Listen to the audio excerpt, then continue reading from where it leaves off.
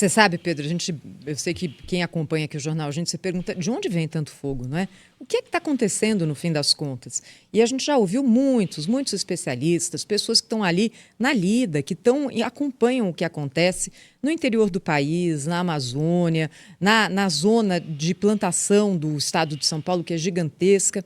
E aí são algumas características. Por exemplo, o Brasil não tem a mesma característica de alguns incêndios florestais que acontecem no hemisfério norte, principalmente na Califórnia, mas na Europa também, que são provocados por descargas elétricas. Raio, vai lá, solta uma fagulha e provoca um incêndio. Aqui isso não acontece. O que acontece aqui é ação humana. Que tipo de ação humana? Várias.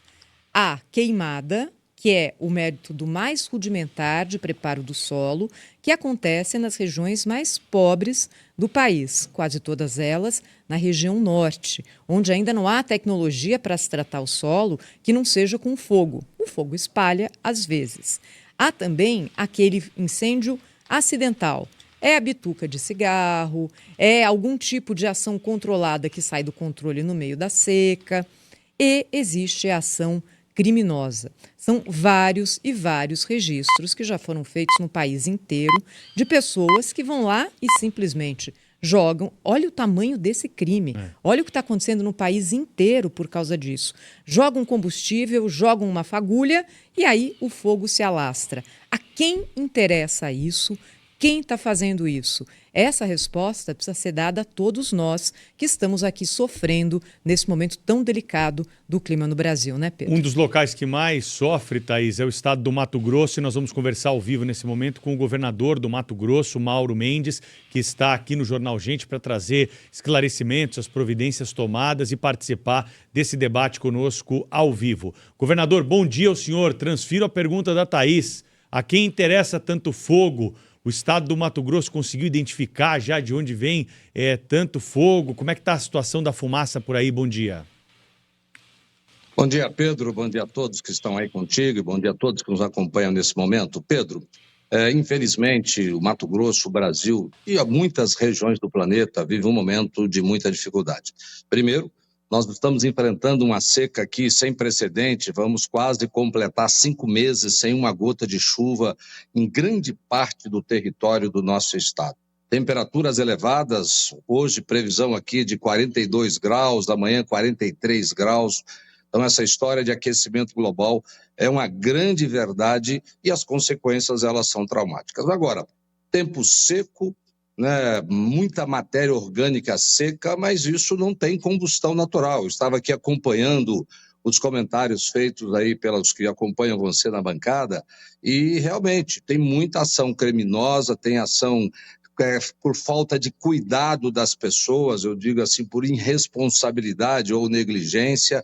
A polícia aqui já prendeu 17 pessoas suspeitas de colocar fogo de forma proposital, estão sendo investigados outros casos e nós estamos atuando fortemente com mais de 900 bombeiros para ajudar tanto a iniciativa privada, em fazendas, áreas privadas como pública, para tentar minimizar o tamanho desse problema que o Brasil está vivendo e o que o Mato Grosso também está vivendo nesse momento.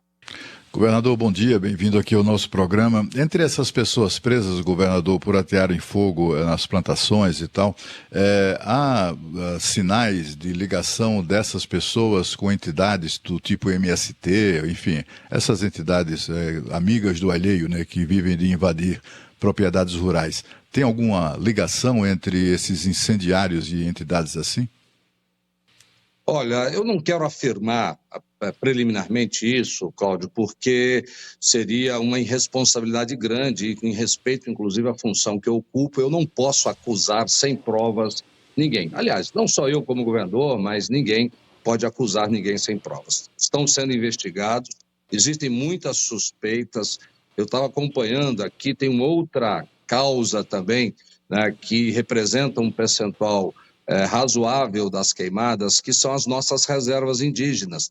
Os povos indígenas, eles têm por tradição algumas queimadas, um manejo ali de áreas ou também por um descuido, e quando foge ao controle, uma reserva muito grande, mata muito grande, se a reserva federal, né, sob a responsabilidade do governo federal, esse fogo sai da reserva em diversos pontos, em região que você tem situações tipo assim, 50 quilômetros para chegar onde está o fogo e não tem uma estrada sequer.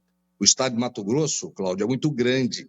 Nós temos o terceiro maior território entre os estados brasileiros, regiões, às vezes, com pouca população. Nós temos 3,7 milhões de pessoas apenas aqui e tem, sim, alguma grande dificuldade. Então, essas causas, todas elas estão sendo investigadas e nós esperamos ter conclusões em breve e as divulgaremos todas.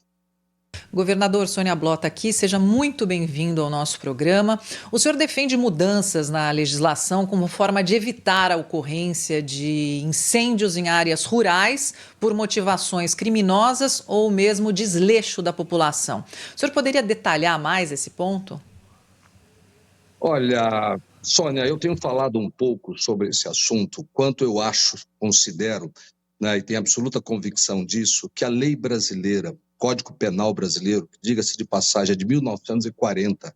Meu Deus, nós estamos em 2024.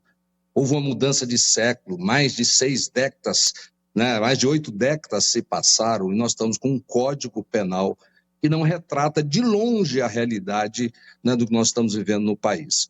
E esse Código Penal precisa ser atualizado, modernizado, e eu defendo, sim, leis mais inteligentes e mais duras, porque leis inteligentes e duras, elas são capazes de moldar, de forjar uma sociedade melhor. A grande verdade é que bandidos e criminosos perderam o medo da justiça, perderam o medo da polícia, o desrespeito às normas e às regras nesse país, que são traduzidas nas nossas leis, está se tornando uma prática comum. A violência aumenta em todos os campos, então eu defendo também que nessa área ambiental nós tenhamos leis mais duras ao ponto de desestimular a prática desse crime, né, dos crimes ambientais e dos crimes também que são praticados contra a vida humana, quanto praticado contra a nossa sociedade. Isso pode ser feito de diversas formas, Sônia. Nós precisamos de diminuir essa tolerância que nós temos de tantas instâncias, porque às vezes a pessoa fica aí 5, 10 anos litigando nos tribunais com um bom advogado, e eu vou dar um exemplo disso. Em 2015, alguém aqui no Pantanal do Mato Grosso fez 3.000 hectares de desmatamento ilegal. 3.000 hectares de desmatamento ilegal. O que aconteceu? Ele ficou usando de recurso para cá, recurso para lá, recurso para cá, recurso para lá. Agora o processo foi extinto, porque a condenação seria um máximo de 4 anos por prisão. Então já houve a chamada prescrição intercorrente, sei lá o nome desse negócio que eles deram, mas fato é, não aconteceu nada com esse cidadão.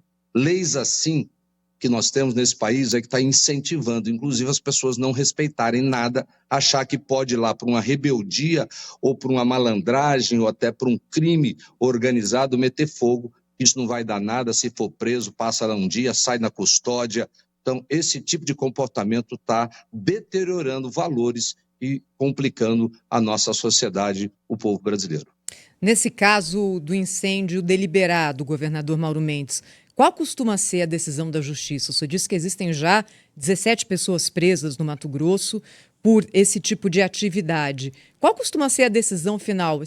Porque, escuta, o cidadão que vai lá e deliberadamente joga combustível e acende um fósforo no meio dessa secura, ele está provocando uma catástrofe para o país. Para o país, não é ali para a região, é para todo mundo. O que acontece com essa pessoa?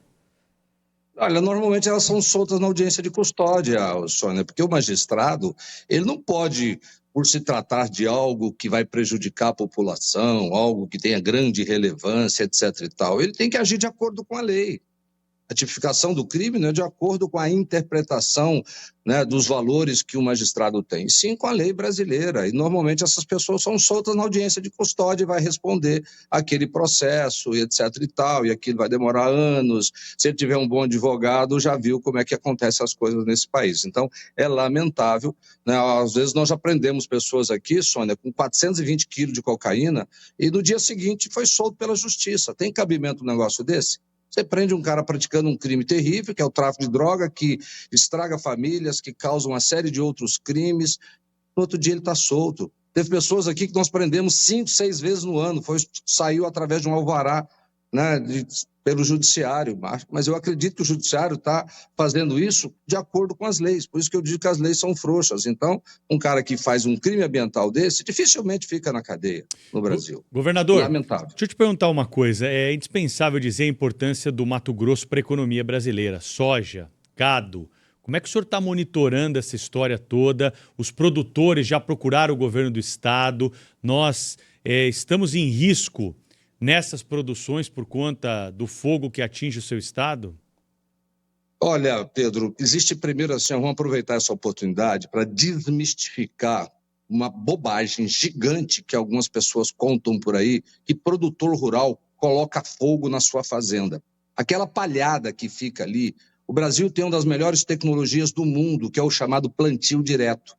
Ou seja, ele colhe a safra de soja, aquela palhada da soja fica ali sobre o solo. Sobre aquilo ali ele vem e planta milho. Depois ele colhe o milho, a colheitadeira, ela tritura tudo aquilo, tira o milho e joga aquela palhada no solo. Aquilo ali é uma grande proteção que ele tem. Quando queima uma fazenda dessa, é um prejuízo gigantesco. Dizer que um produtor rural coloca fogo na sua fazenda para queimar aquilo ali, é o mesmo que dizer assim, que um dono de uma loja no shopping vai lá e coloca fogo na loja dele para queimar todo o estoque dele. Aquilo é matéria-prima, aquilo que ele tem, aquela palhada ali, é adubo, protege o solo, retém a umidade. Então, os nossos produtores têm as suas próprias brigadas. É difícil uma média fazenda, né? As grandes todas têm brigadas, inclusive com brigadistas que ficam atentos. Entrou um fogo, ele corre lá, apaga, em alguns casos toma proporções grandes, eles chamam o corpo de bombeiro, o bombeiro vai lá, ajuda, contém.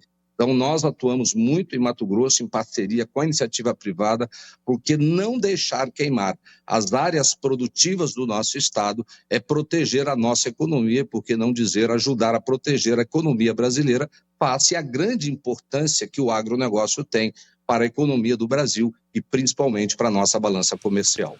Governador, tem outro incêndio aí que os produtores, os estados produtores, o Brasil, de uma maneira geral, está enfrentando agora, que é essa nova legislação da União Europeia que impõe restrições e que atingem frontalmente o Brasil.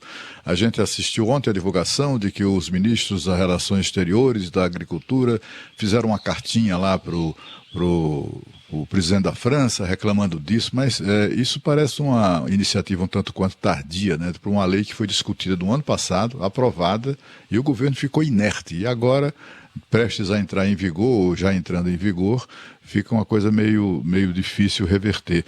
O senhor tem acompanhado isso? Qual a sua avaliação dos riscos, inclusive para o Brasil, do ponto de vista das exportações? Olha, Cláudio, primeiro nós temos que dizer o seguinte, eu como brasileiro, como governador, mas como cidadão, e tenho certeza que grande parte, maioria absoluta dos brasileiros, nós queremos preservar o nosso meio ambiente, queremos preservar as nossas florestas.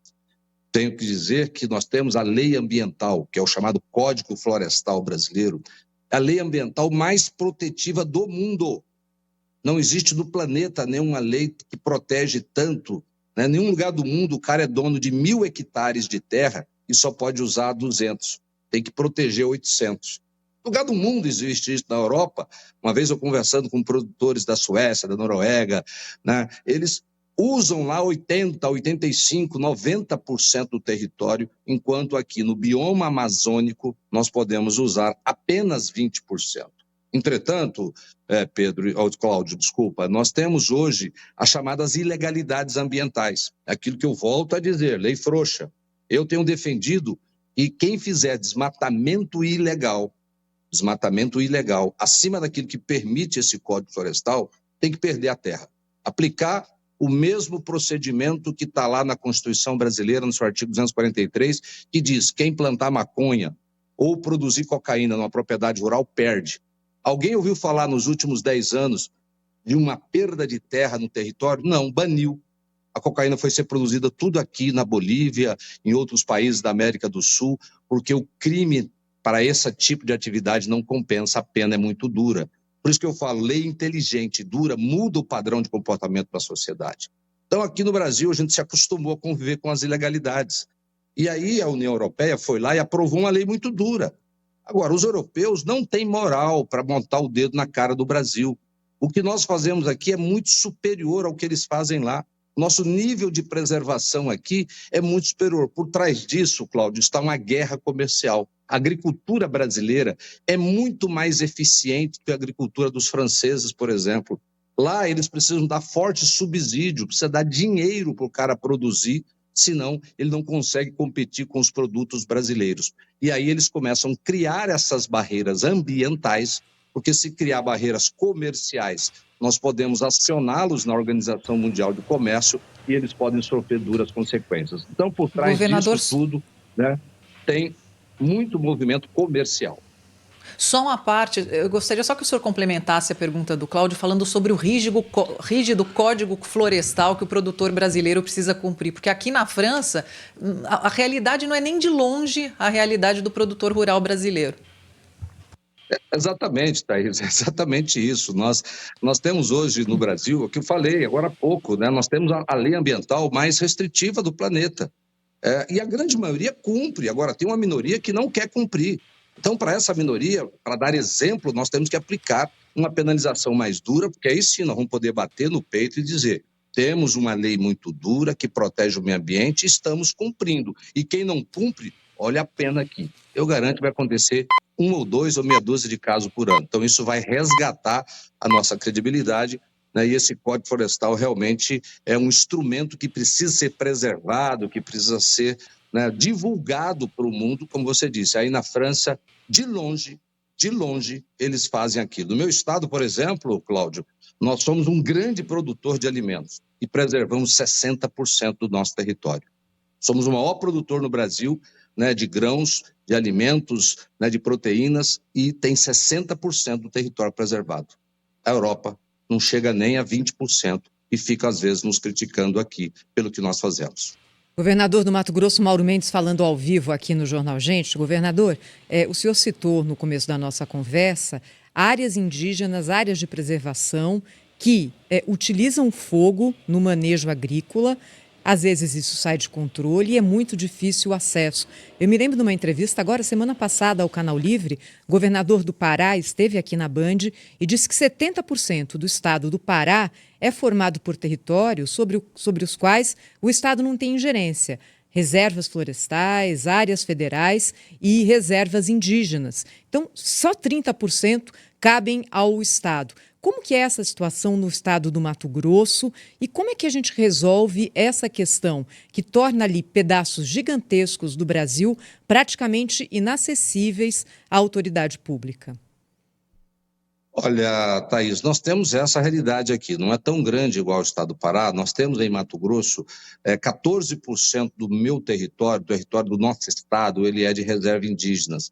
Reservas muito grandes, em áreas às vezes muito difícil acesso. O Pantanal mato-grossense, que algumas pessoas criticam aí da Avenida Paulista ou de qualquer canto do Brasil, é uma região muito protegida. Então, começa um incêndio por alguma causa lá, não vamos entrar no mérito aqui agora, se é criminoso, se é acidental, mas começando um incêndio, às vezes você tem uma dificuldade gigantesca. A gente tem avião nesse momento contratado, o governo de Mato Grosso, em 6 anos que eu estou como governador, já utilizamos 360 milhões de reais para combater os chamados incêndios florestais e o desmatamento ilegal. Só esse ano são cerca de 75 milhões. Esse planejamento ele começou lá em março. Tem gente que fica falando as coisas, o governo não está fazendo nada, A, B ou C. Se tem A, B ou C não fazendo nada, com certeza não é o governo de Mato Grosso. Tá? No mês de março, nós já tínhamos lançado o programa, treinamos gente, contratamos brigadista, equipamento, compramos tudo quanto é tipo de equipamento, temos aviões locados agrícolas que estão sendo usados nesse combate. Então, assim, é uma realidade muito difícil, né? Porque essas reservas ambientais e as reservas indígenas, elas estão em locais que temos muita dificuldade de acessar. Só com avião, quando você pulveriza a água por cima, numa floresta, quando aquela água chega embaixo ali, praticamente ela já virou fumaça, já evaporou, e tem que fazer o controle ali no dia a dia, embaixo, né, utilizando várias técnicas. Então, portanto, não é uma realidade fácil de se combater num estado gigante como o Mato Grosso. Governador do estado do Mato Grosso, Mauro Mendes, conversou ao vivo conosco na Rádio Bandeirantes, na Band News TV e também nos aplicativos, inclusive o Band Play, transmissão do Jornal Gente por diversas plataformas todas as manhãs. Governador, quando vier a São Paulo, será um prazer te receber aqui no nosso estúdio para o senhor conversar mais conosco, falar sobre segurança pública, que chamou bastante a atenção aqui, apesar do assunto principal ser esse do fogo e da seca que o Brasil vive. Grande abraço para o senhor e até uma próxima. Pedro, só um último segundo. Quando a gente fala de segurança pública, eu falo das leis frouxas, eu diria que mais da metade desses incêndios que estão acontecendo, eles poderiam ser evitados muito mais se nós tivéssemos uma pena muito dura para aqueles que cometem esse tipo de crime. No Brasil, se a gente quiser inverter algumas coisas, volto a bater nessa tecla. Precisamos de leis mais inteligentes, modernas e duras para realmente mudar o padrão de comportamento e termos uma sociedade e um país melhor. Obrigado, bom dia a todos. Muito obrigada. O governador do Mato Grosso, Obrigada, Mauro governador Mendes, que falou ao vivo aqui no Jornal Gente. Na sequência,